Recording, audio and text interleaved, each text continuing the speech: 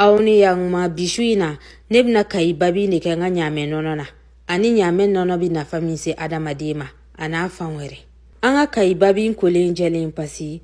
Ami doni intigala. Ku bla kerefe sabula ami no do anda. Amba ke anga karafu konnana. Ote menen kofe niye kai geni ambu filanda. Anye babi kunguru mintige ambu fana faraka. Ubike gese kunguru niye anda.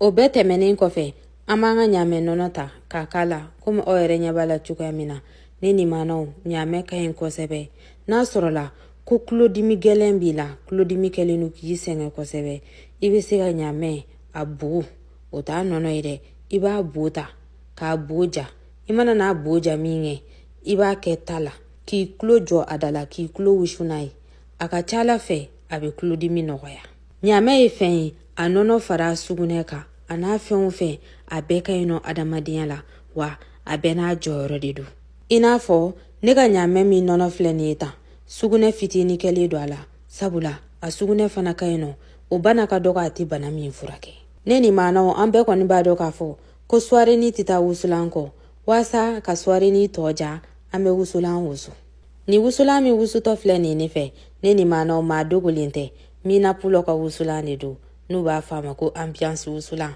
ale bi ko to ambiance ambulo au bismillah.